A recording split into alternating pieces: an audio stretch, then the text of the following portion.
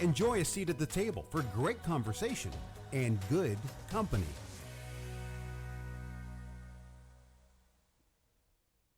Welcome to And Good Company. I'm Sarah Fiedelholz. We all know a great dinner party isn't really about the food. It's about the people seated around the table engaging in lively discussion. And Good Company gives you a seat at the table for smart and interesting conversations as they happen. I am pleased to be in the company of Susan Baier, the Executive Director of the Allen County Public Library. Hi, Sarah. Hi, how are you? I'm doing well. Thank you for having me. No, thank you. At our dinner party. Right, exactly. You didn't know that there were dinner parties going on in your building. I didn't know, but I'm delighted by it. Yeah. Well, we're pleased to have you and very pleased that the library continues to have opportunities like this with Access Fort Wayne. And so I appreciate you taking a seat at the table. Of course. So can you tell me, I want to start with a little bit about your background and how you became a librarian. Sure. So I grew up in a town of 400 people in southern Illinois. I joke that it's $3.99 now that I'm gone, now that I left. We did not have a public library growing up. We were that rural and that isolated. So my library was my grandmother's house, and I read all of the hardcover Nancy Drew, Bopsy Trends, Trixie Belden, going back in the day there, Right. of my aunts and uncles. And I was introduced to literature that way, and I think I became a librarian because I love books, but also because I just appreciated the idea of access and that not everybody had access to books easily. I was fortunate that I came from a family who loved to read, and I had all those books from my aunts and uncles. And also I had a family that supported my reading habit, and for gifts I would get gift certificates to bookstores and things like that. And not every child had that opportunity. So I really think the seeds were planted when I was a kid that I recognized that access was important. Not everybody had it, and I wanted to get into a job, into a career where I could promote books and literacy and learning, and also do everything I can to make sure that everybody benefited from those opportunities no matter where they lived. And this was, I'm assuming this was prior to the internet and easy access to information. Oh, yes, yes. Okay. I am a child of the 70s, yes. Okay, yeah. So, I remember when we got our first set of the Encyclopedia Britannica. Yeah. And then we would take the National Geographic issues, and that was sort of where you started learning about the world and the Time Life book series. Yes, so funny story about the encyclopedia. I remember one Christmas, I was probably 8 or 9, there was this huge box under the tree. And I had such anticipation. Oh my goodness, what could it be? It was massive. It was a set of World Book encyclopedias, which at first was a little like, oh, okay, that's a choice. Thanks, Santa. But I used those for years. And not every kid had access to encyclopedias at home, so really what a gift. I mean, this was Right. before the internet. I didn't have a library, so that was my research library for many years. Yeah. And for a good part of the 20th century, there was very robust school libraries. I still even remember the name of my elementary school librarian, Mrs. Klingmeyer. Mrs. Hodge for me, Okay. yes. So, but that sort of has changed as well. Now that schools can't afford to, they do try to maintain libraries, but now I think with the focus so much more on providing technology that gives access. So I'm wondering how you see the role of the librarian from the time when you started as a librarian to today in the 21st century. How do you see that role has changed for good and bad? I think it's for good. I think we are connecting learners of all ages to literacy, and I think the definition of literacy has really expanded over these past few years. Obviously, when you think of literacy, your initial thought is a book you can hold in your hand, and that is critically important. And I don't take for granted that not everybody has that skill. And also, we're talking about digital literacy and media literacy, how to determine what is a credible source of information versus not a credible source of information, health literacy, financial literacy. And I see librarians supporting all of that learning and understanding that people learn in different ways. And do you see, going back to like when you and I were in school, or even when I had to go, I remember to the public library because I had to do a research paper. And so the role of really the library at that time was this free access to knowledge and information. Right. And the librarian would usually help you with the card catalog and say, okay, what are the topics, and direct you to where the books were, and or how to use microfiche at the time. Yeah. But because of the nature of now with the internet and this ease of access to information and whatnot, how do you think that the role that the library plays in a community as being one of the last bastions of truly coming here, and it is truly free? Right. No expectation of you to buy anything, no expectation that you can't be here, you need to do something in order to stay here. How do you think that that has changed in this age of technology and the information highway? Well, you are correct. I say that we are preserving democracy each and every day here in our libraries. I think it is absolutely sacred that people can come in a library and simply be. There's no expectation to buy. They can just use the building in many different ways. And for some people, that is sitting with a good book, and for some people, that is using our Wi-Fi, and for some people, that is a temporary respite from the heat or the cold. And all of that is perfectly okay, and we welcome all of that. And also, I think with technology, it's allowed us to expand our reach so much that we have patrons who may never enter our doors. And that's okay too, because we have so many new ways to serve them. It's really wonderful that we had that infrastructure in place before COVID hit, because when we couldn't be open, when we couldn't circulate books, people were using our e-resources. People were using our e-books and our e-audiobooks for free. They still had that library experience. I think we have introduced a new user group to e-books and e-audiobooks simply out of necessity. When the shutdown was occurring, I was still working in my previous job in Kentucky, and we had phone calls from so many seniors, not all seniors, but a lot of seniors, saying, well, I have literally read every book in my house. I guess I'm going to have to learn how to use ebooks. And then we had the benefit of time to stay on the phone with people for sometimes up to an hour, walking them through. This is what you do on your iPad. This is the app you open. And some people, I mean, it just opened an entire new world for them. And with virtual programming, that is another thing that has just exploded. So at the time we are talking today, it is October, it is Family History Month. Our Genealogy Center is doing this robust series of programs. People literally around the world are tuning in to what we're doing here in Fort Wayne, Indiana. In the first 2 weeks of October, 1,600 people tuned in to a virtual genealogy program. So without technology, there's no way we could have that reach. So people sometimes say, oh, with the internet, does anybody need libraries anymore? They do. They need them more than ever, and it's allowed us to reach more people than ever. So I say bring it on. So do you think that with COVID and understanding how the idea of virtual programming and access to e-books, and as that was happening and continues to, we're sort of going down the road of hindsight looking at it. Right. And when you sort of took the role here and we're looking at, the landscape of the library, and did it impact or affect what sort of your strategic thinking or where you want to place more emphasis? I know like with the Fort Wayne Community Schools, they realized at the start of the pandemic, you weren't here yet, they had to step it up and get every child an either iPad or a laptop.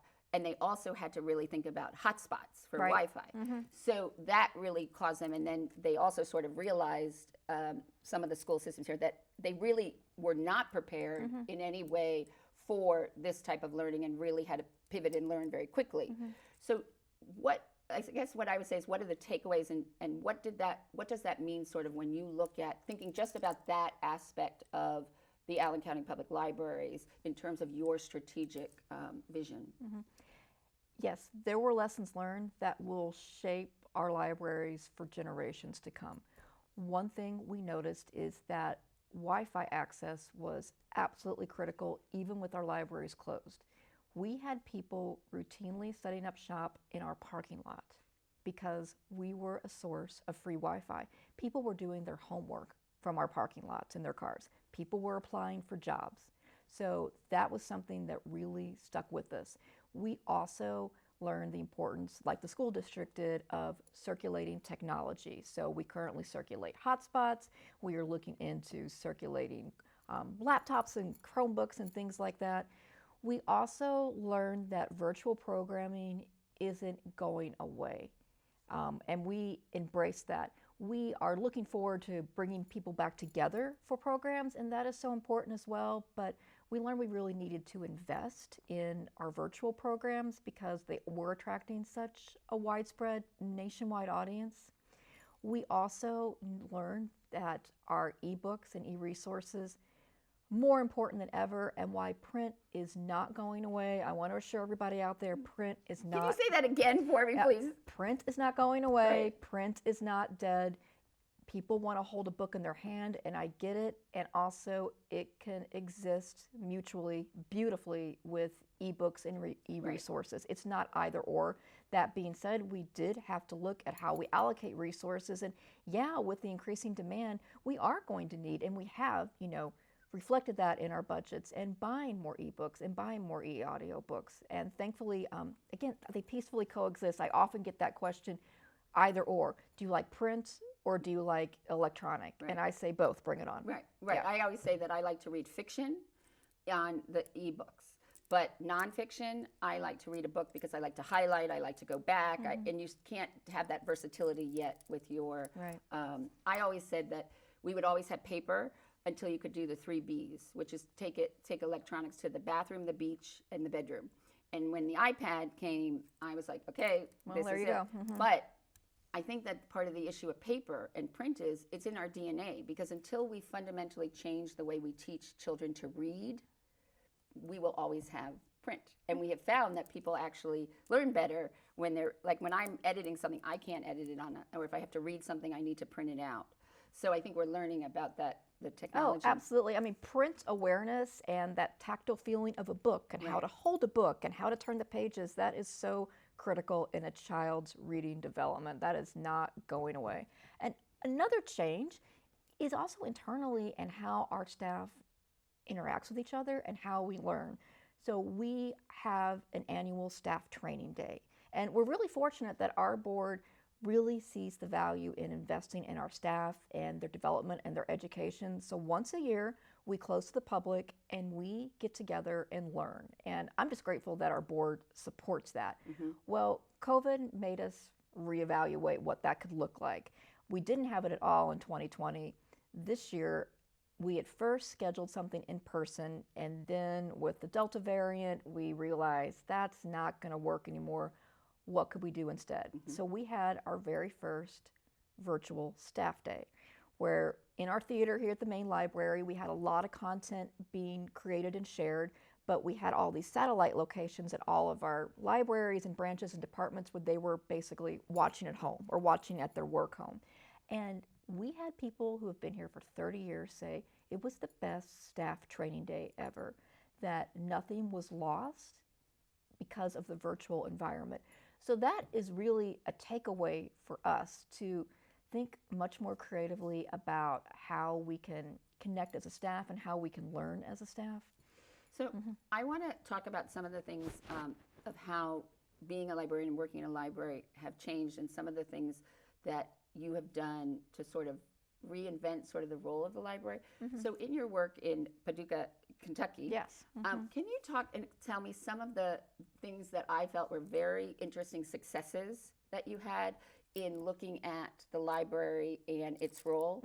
And I'm curious, one of the things that you did was you got rid of fines. We did. And we still have fines here. So I'm curious, what was the impact and effect of that, of not having fines? I mean, did people not return books, or was that a positive thing? And is that possibly something that you're going to look to implement here?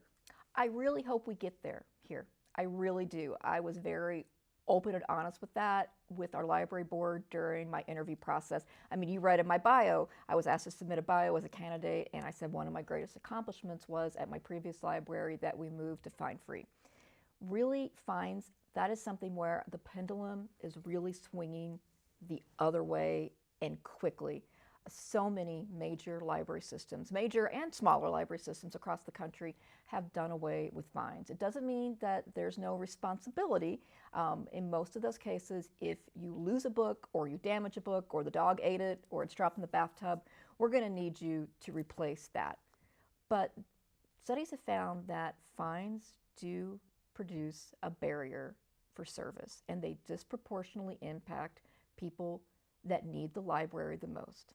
Children, and often those with lower incomes. And that's a problem. Any barrier to service, we want to look at a way to overcome that. The studies have also shown that libraries that have done away with overdue fines actually see an increase in the items that are returned because that stigma and shame and punitive nature is gone. Right. Because that's very real with people. Oh yeah, no, because when when you would go to the library desk and the librarian, very stern. I mean, Right. and you'd give her the books, and she would just give you that look of scolding, like, and so yeah. I remember back in Paducah, I went to get coffee at my local coffee shop, and the barista said, "Oh, I owe you money," and I was confused. Like, did I pay too much for my coffee? What's going on? Oh, I'm late with the book. First of all, he really thought I knew that. Like, I carried around that information in my head. I don't. I'm sorry if I'm disillusioning anybody, but no, I don't remember that kind of detail. But no, I mean, that's not what I want people to think about when it comes to the library. Right. Not at all. And you also did something very interesting that I'd really like you to talk about was how you used the library and its building and location as more to service the community. Can you talk about some of the programs that you created there and how that really shifted, which is where libraries are sort of going in the 21st century, and some of talk about that. Yeah, I believe that we need to meet people where they are. And I also believe that there are some issues in communities that need a multi-tiered approach. They are big problems and they need big solutions, and that means that everybody comes together to cover their piece of the pie. So, for instance, this is something that we did in McCracken County, Kentucky, that also happens here in Allen County, Indiana. We have programs to feed children, particularly in the summer, because we know that for many children, their consistent source of good, nutritious food is the school meal programs. And when they are out of school, families and children become food insecure. So this has been happening for years here at Allen County, and it happened in Paducah as well. But there would be summer lunch programs. There would be programs providing meals to the food insecure. And to do that in an environment that is print rich, that is literacy rich, that also doesn't have stigma, because for better or worse, there can be a stigma reaching out to a social service agency. I'm not saying that's fair, but that's real. But everybody goes to the library. Right. But what about the ideas of you also turning it into having resources for social services or a clinic, or, I mean, talk about, really using a library as a community hub, as a center. Talk about that type of approach to your thinking in your past experiences. So one of the beautiful things about public libraries is, I always say, it's the source of the most intersectionality in a town. That in a community, people often go to different places to shop, they go to different places to school, they go to different places to worship, and they all come together at the library. And I don't know of other places that have that kind of reach. So it just lends itself, when you have that kind of reach and that kind of community trust and community connection, that you should reach out to other agencies with similar missions that align with the library and see how you can collaborate for a greater community good. One example is working with other agencies to promote public health outcomes. We just wrapped up a series of immunization clinics with Super Shots. I met their executive director, Connie, at an event, and we started talking, and I love that. You can have these sort of creative collisions in a town the size of Fort Wayne and make things happen. And we had a series of flu and COVID vaccination clinics at our libraries. That's something I also did in Kentucky and in Los Angeles. And so do you think that if the library is also going to be this community center and sort of have either access or be a direct conduit to social services or helping to solve issues in the community. Do you think then that the skills and the training of librarians also needs to shift to include more of the social worker or community activist or outreach person, or do you think that libraries need to create a position where you have on your staff a social worker or a psychologist or somebody like that? Because I think that in order to make sure that the library serves this way, that I think we have to change how we also think about teaching what is a librarian. I mean, right or wrong? I would agree. So many library systems throughout the country are doing exactly what you said.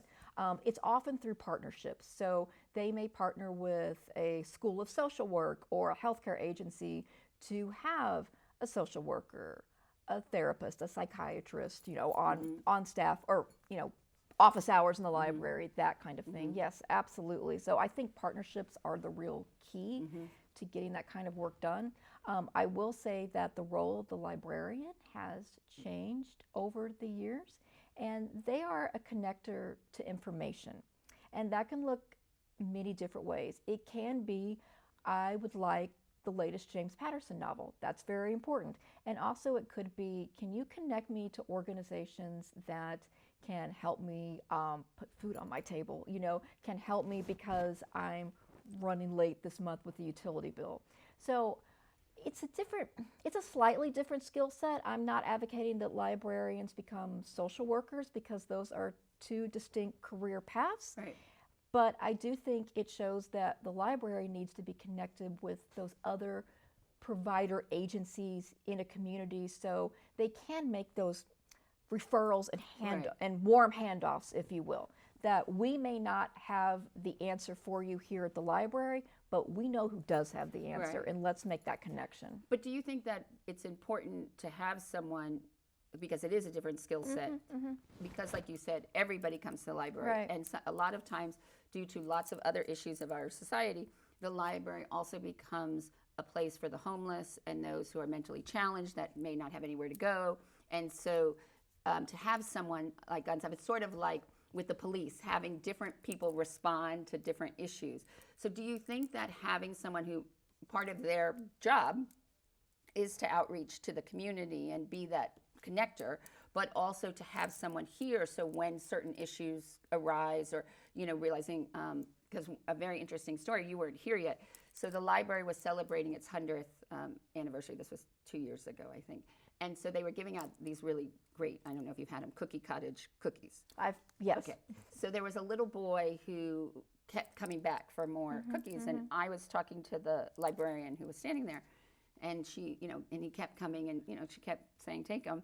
And she said to me, it's probably because he was hungry. Yeah. And so I was thinking to myself, I wish the library would have had like behind, either a loaf of bread and some peanut butter or even like a brown bag that, noticing, like to me, it wasn't enough that she noticed that he was hungry, but I wish that then there was something that she could have done, to provide him in that moment, that instant, a sandwich or something. And so I'm just wondering if having someone who sort of takes that baton and, and then also instills that in your staff and sort of when you see something like that or keeps peanut butter and jelly in their office, if that is something that is important or should be done or you're thinking about, or, I mean, I know it's a challenge because, again, it is beyond the traditional scope of what a library and a librarian is supposed to do. But the truth is, as we said, it is the one place, and it does become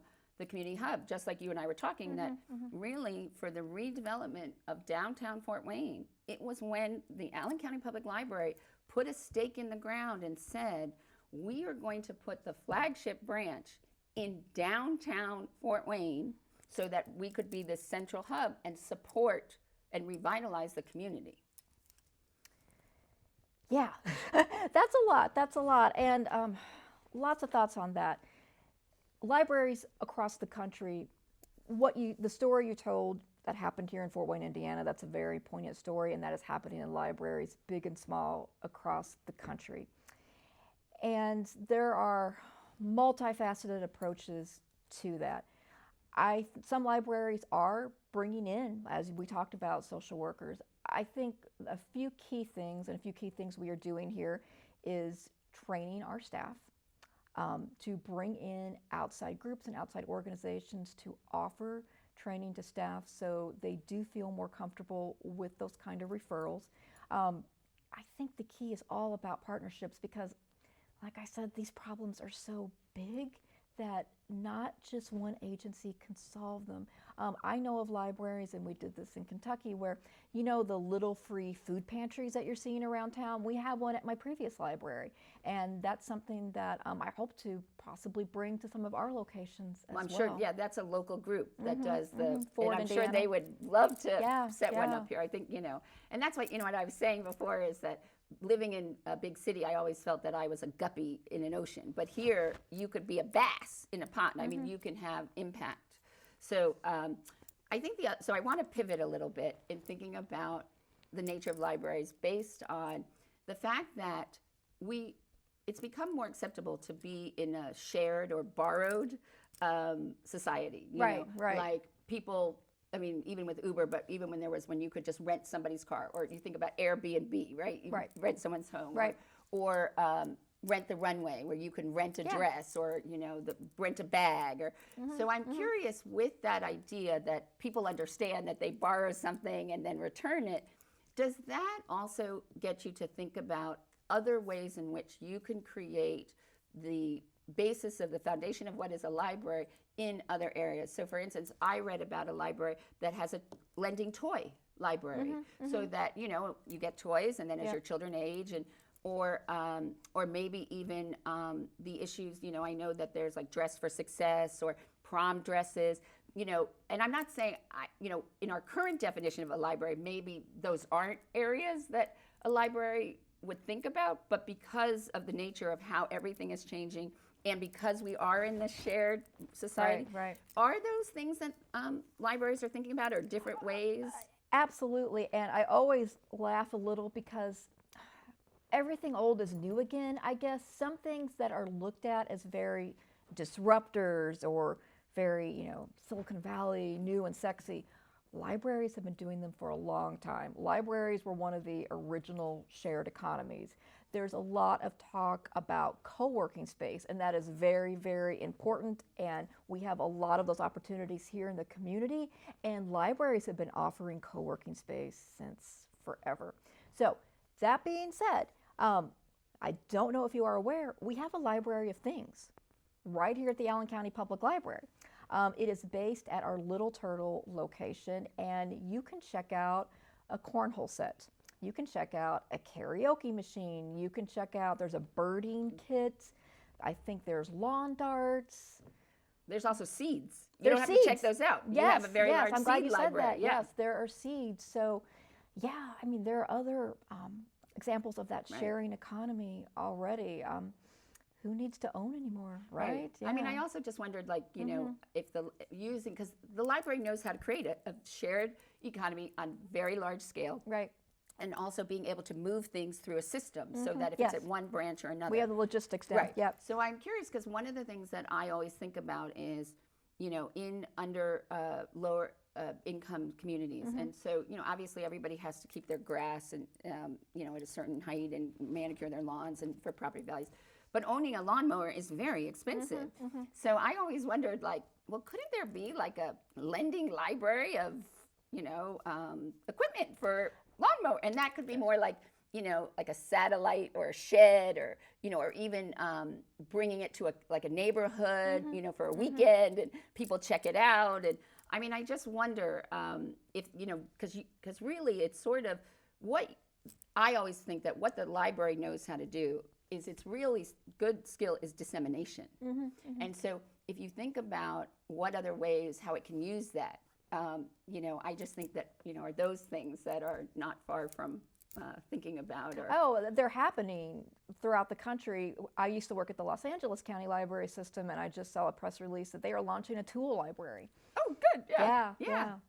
And so when you look at, and you also did recently, you did a series of community conversations about the library and its role in the community and how people use it or would like to see it. Right. What were some of the findings that intrigued you, especially because it was the perfect time for you to do it, Right. because you were here enough that you sort of got the lay of the land, but it was great before you sort of start your own development with your team of the strategic vision going forward. Right. That was part of our facility master plan, and that is still in process. So nothing has been finally determined. There are still a lot of opportunities that will be happening later this year and also this winter and spring for public input. But early takeaways, how many people love the library, which I knew that, but it was really gratifying to see that firsthand. That print is not dead, and we knew that already, that people really value, this is a very literate community, it's a community that values print and values learning, and they want to see that reflected in their libraries, and also they want to see enjoyable, attractive, comfortable, welcoming public spaces. I had one of those conversations with a group of teens, and I'm convinced that Gen Z will save the world. I mean, I just love talking to young people, and I learn so much from them. And they kept talking. The word of the day when we had that conversation was vibes.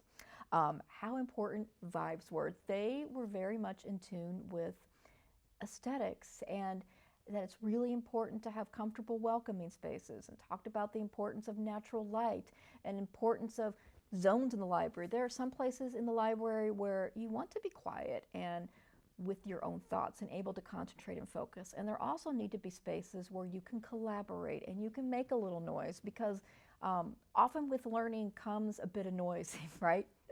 So they were just so astute. So that was really fun to listen to them. They also, and they weren't the only ones, but the teens, they really want a place to have a good cup of coffee.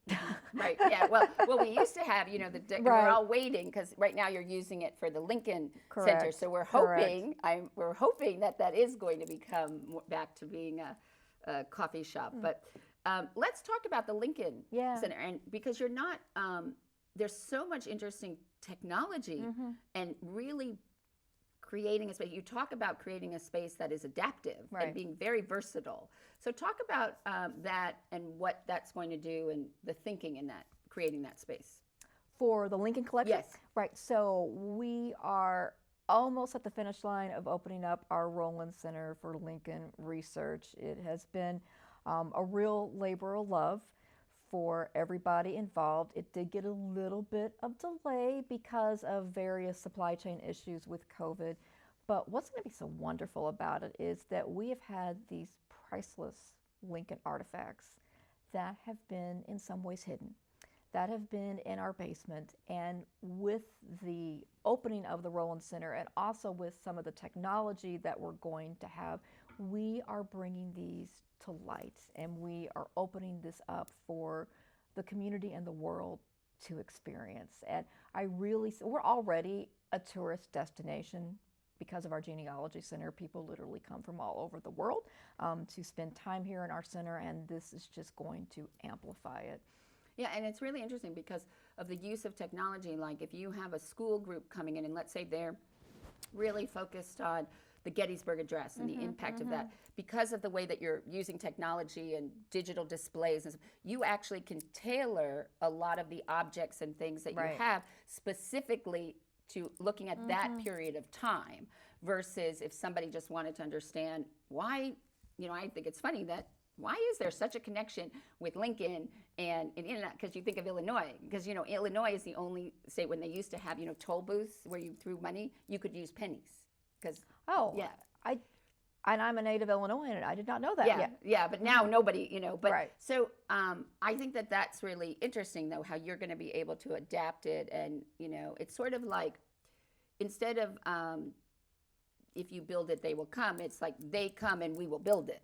And so I think that's also indicative of maybe how you think about a library and the versatility of space, as opposed to, like you said, having defined spaces. Maybe you have spaces at certain times of the day where there are more senior citizens who need easy access. They need everything on one floor. So it becomes one thing. And then after 4, it becomes like the teen center. And then, then it can become for a group after, Yeah, that flexibility is key. One thing to really see how a library is used, you watch how the patrons use it. And if you don't have it set up the right way, you find out really quickly because the patrons will make the adjustments themselves. Like we always say in libraries, if the patrons are moving the furniture, instead of putting up a sign saying don't move the furniture, why are they moving the furniture? And what do we need to adjust? Because obviously something's wrong, and they're letting us know that, and how do we respond? Like you see that with computer terminals, because a lot of times it's not a single person, especially if you're using it for learning or something. There's either 2, or with kids, because the big idea of group projects, there could be 3 or more. So thinking about how you create a versatile space. I remember back in the day when computers were still very new in libraries, a lot of libraries, including the one I worked at the time, would have rules, 1 person per computer. And now that just seems so archaic and out of touch, because that's not how we learn. That's not how we collaborate. That's not how work gets done. Although if I come to think about it, does the library have a lot of printers available for? I mean, I know we have the 3D Makers Lab, but are there printers? Because like I said, that people. And then does the library charge for? Because actually, I'll tell you a very funny story. So I was helping Ben Eisbart is part of Quest, and he's doing his paper is on Chuck Surak, and so I did research and stuff because I had Chuck on the program, and so I sent it to him and everything, and then he emailed me and he said, well, at the library, do you think I should start with the business and tech department, and do they charge like for copies and printout? And I said, honestly, I don't really know. And so this is Ben Eisbart, who is on the board of the library, is asking me where he should go in the library to start, and like not knowing, like, will they print out things for you or not? And I was surprised because I needed some things from the genealogy center, and they were on microfiche. And so I was like, oh my God, am I gonna have to pay to have all this printed out and stuff? And I came to learn, no, that they were, because just having to endure using microfiche. But so I was thinking about that even the former, president of the board of the library is questioning, and I thought that was so interesting.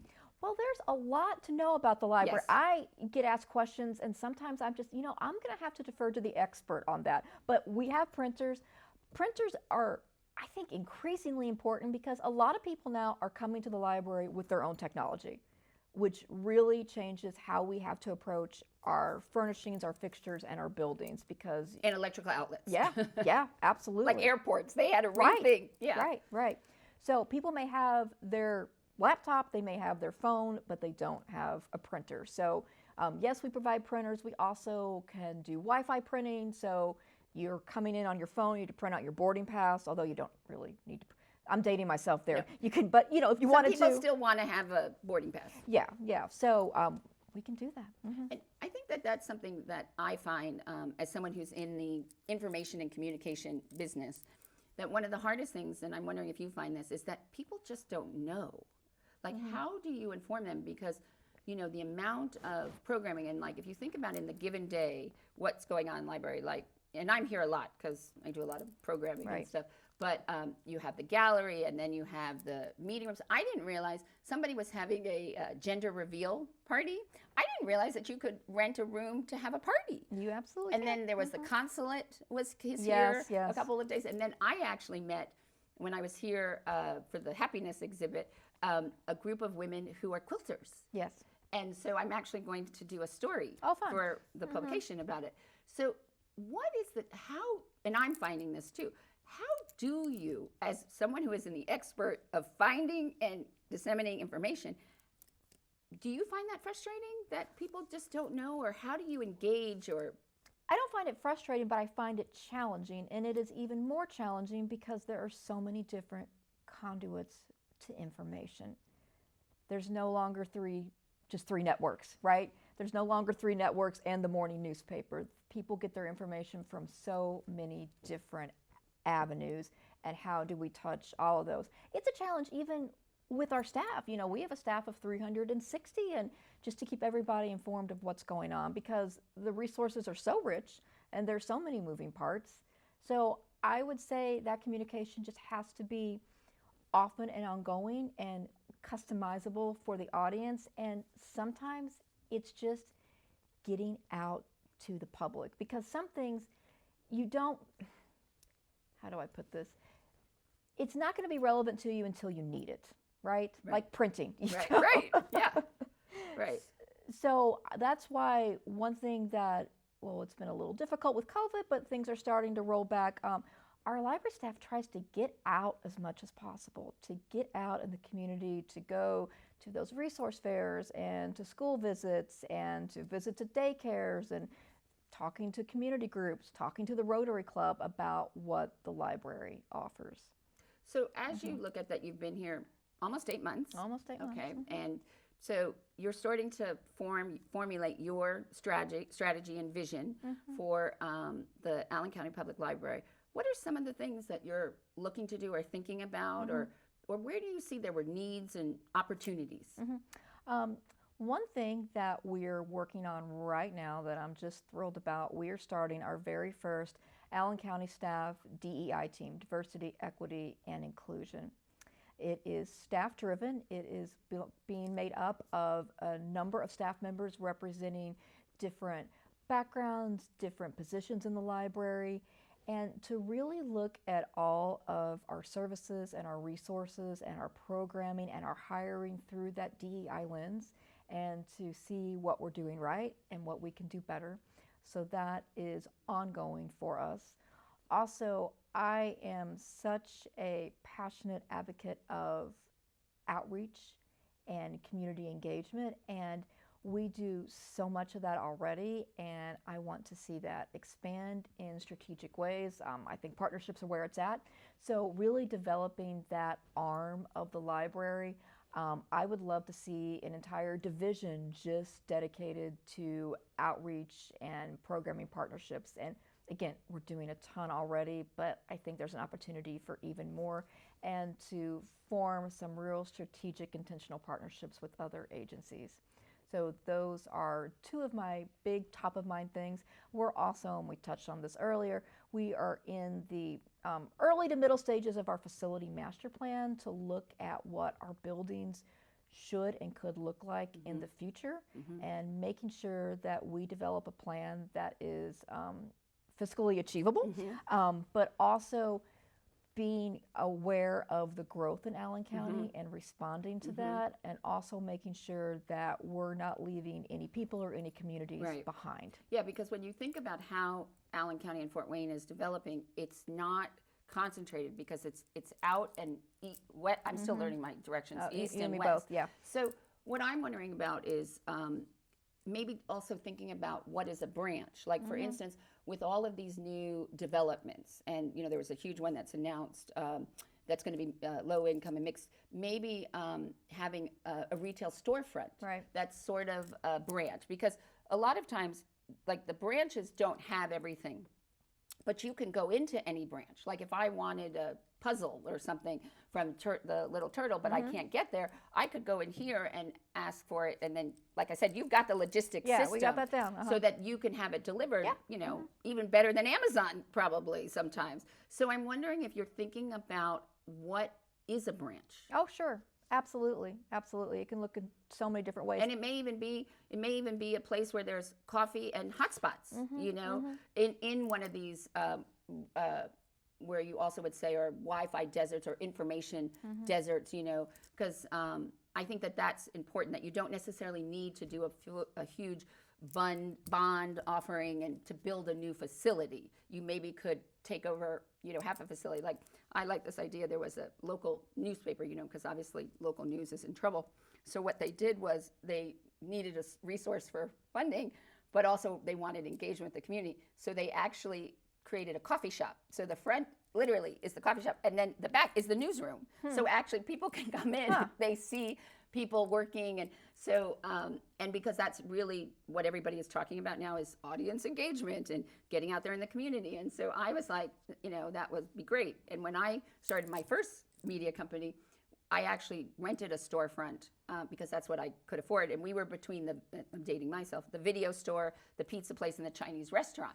But we had a lot of people who would come in and be like, well, what do you do? And then we would say, oh, well, we do these publications. And so it's not necessarily thinking that you have to have your own building or this own space. It could be, like you said, a collaborative, or even, I love those little libraries that nobody, I always go when I see them, I clean them up.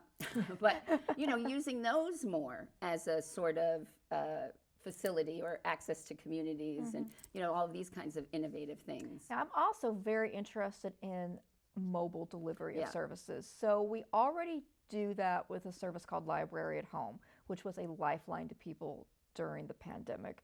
We have an outreach vehicle that goes to numerous assisted living facilities and also does home deliveries for folks who, due to age or physical ailments, are not able to come to the library in the traditional manner. And so that's even with, even beyond, because what else, again, I don't realize that people realize how much you can get for free on your your e-library card. I mean, you can get movies and magazines and podcasts and absolutely, and then all music. kinds of I remember a friend of mine's daughter was having problems with reading, and I really liked that phonics program, and so we looked up online, and it was like $9.99 a month, and she couldn't afford it. So I looked at in the library. I said, well, I bet you the library probably has it, and sure enough, if you go to the library, and you can even bring your own laptop, you can use it for free. So I think that, so that's interesting. I didn't realize that you do that mobile to bring people. And I don't think people realize that you can rent movies and CDs, and you even have like musical scores. And, No, absolutely. And so there are certain things that are hidden away in the Allen County Library. What was the one thing that surprised you or you found really intriguing that is something that the Allen County Library has? Oh, I think we're here right now, Access Fort Wayne. I am not aware of any other public library in the country that has this robust of a public communication system with a radio station and a television station, and the level of talent that we have here. I mean, most libraries now are doing some sort of virtual programming and creating videos. Right. And a lot of them are doing that from their iPhone, and, good on them. And the content that we put out is professional quality. Right. You think about, like, you want to do virtual programming, or you want to do a lecture series, or you have a studio to do it, or if you wanted to do like people, reading books to children at night so they could tune in at 9 o'clock, you could tape that here. I mean, it is. And I think also what people don't realize, the importance, it parlays into libraries, but also access is, it is really the last way to truly see what your city government is doing, unedited and not being filtered through a press release, because of the fact of what's happening with local media, and that nobody's going to these council meetings. And I wanted to understand something about HANDS, which is an organization, and so I was able to go online and I could see their monthly meeting.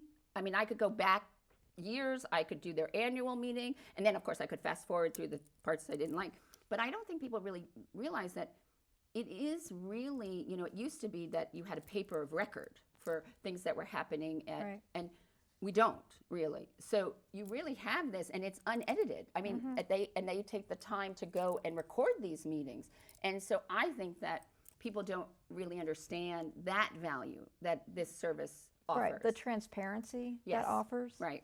And also that it's on demand, that, city council might meet at 5 o'clock on a Monday, and that's just not going to work for you. Right. But you can watch it, at your leisure in the comfort of your home.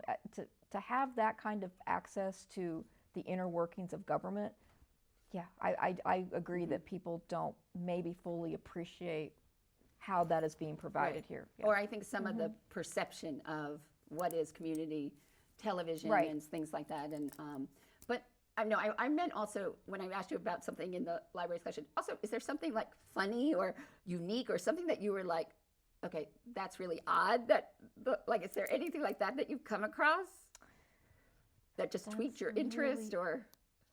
Well, I was delighted by this. I don't know if it's odd, but our genealogy center is, I believe, 40,000 square feet. I mean, it's bigger than a lot of libraries. And sometimes occasionally I just wander the stacks. Honestly, sometimes, particularly in the afternoon when the energy level dips and I just can't take another Zoom meeting or being behind a computer screen, I just get up and walk around a bit. And I discovered there is in my little village of Waltonville, population 400, there is this historical journal called the Prairie Historian. And it is very low tech. It's just like photocopied, Right. stapled together. And our genealogy center carries it. I was blown away. I guess I shouldn't have been because that's Right. what they do, but I was just so delighted to see my little tiny hometown. Well, I was surprised in the genealogy. They have all these newsletters that they Yeah. get.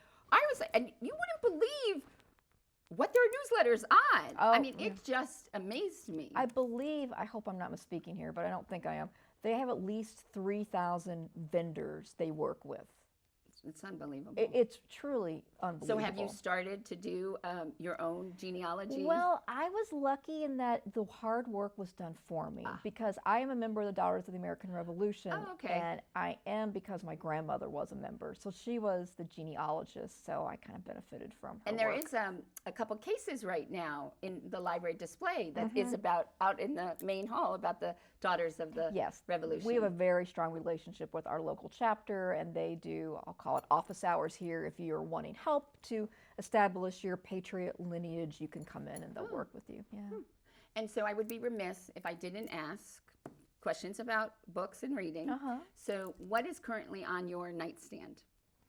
So I'm listening to something now. Oh. So I guess it's my virtual nightstand. Okay. I'm listening to a memoir called Mixed Plate by the comedian Joe Coy, and he is doing a show in a few nights at the embassy, and I am going to see him. So I like to do my homework before a show.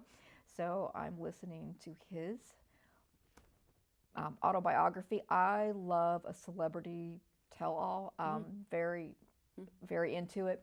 So that's some of my favorite So things. you create to your own listen multimedia to. experience. Yeah, You're yeah, I reading, guess I and then you're am. going to see him live. And what is your favorite children's book? Oh, I have a lot. Little Women always holds a special place in my heart. I have a copy that my grandmother had in her house, and I have that in my house, and it's one of my treasures. For a picture book series, I love the Olivia series by Ian Falconer about a 5-year-old pig who is very curious and a little bossy. I enjoy that a lot. So you go more, that's like 21st century. Yeah. What about classic children's literature? Is there any book is there one book, people always ask me, what is a book that means the most to you? But is there one book from your childhood that really, because you talked about the books in your grandparents' home, that really, or maybe it was the, Nancy Drew books, that really sort of spoke to you? Do you remember? Well, not a book, but an author. So being a child of the 70s and 80s, Judy Blume was a part of that and really was just a fixture in my tweens and teens reading. And I loved them so much for many reasons because they were just such a realistic depiction of teenagers. I remember I actually got in trouble with a friend's parent because one of my friends borrowed one of my Judy Blume books. Was that forever? No, it wasn't quite that racy. It was Are You There, God? It's Me, Margaret. Right. And a friend of mine borrowed it. I guess I was librarianing even then, and her mother wasn't quite ready for her to read that book, and I got scolded a bit. Well, I remember, so Mrs. Klingmeyer, my elementary school library, girls could not check out the book, The Tales of a Fourth Grade Nothing. Wow. So because it was about peeping Toms and other issues. So it's still, things have changed. Things have changed, thankfully. So at the end of each And Good Company program, I ask guests the same 12 questions that French novelist Marcel Proust popularized from a Victorian parlor game. Oh, okay. What is your favorite word? Oh, gosh. Serendipity? What is your least favorite word? Thirsty. What turns you on creatively, spiritually, or emotionally? Oh gosh.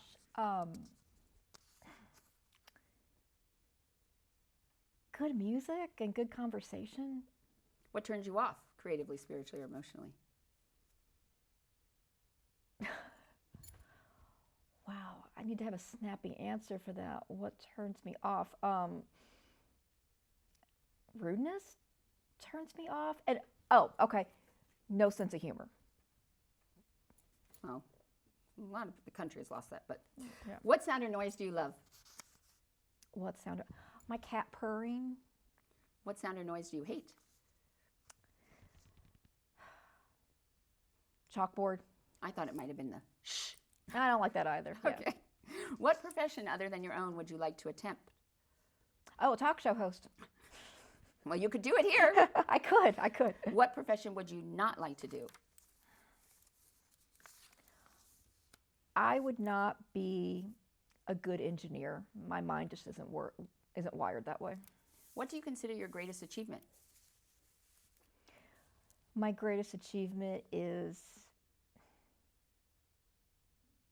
I think, having a happy, functional, healthy marriage. Knocking on wood. That's one of them. Mm-hmm. Who, living or dead, would you most like to have a conversation with? Oh my goodness, there's so many people. Dolly Parton would be on top of the list. How would you like to die? Oh gosh. Quickly and painlessly after a long life. My paternal grandmother, with the books, she passed away at 86, and she passed away very suddenly in her sleep with really no health issues in advance. And while it was very hard on the family, what a way to go, you know. And if heaven exists, what would you like to hear God say when you arrive at the pearly gates? Here's a drink. Well, I want to thank Susan Baier Thank for having you. a seat at our table. And next time I'll bring some drinks for Yes, you. yes. And you can learn more about Ann Good Company and all the other great conversations we have had at anngoodcompany.info. And we look forward to next week when you can again enjoy a seat at the table for great conversation and good company.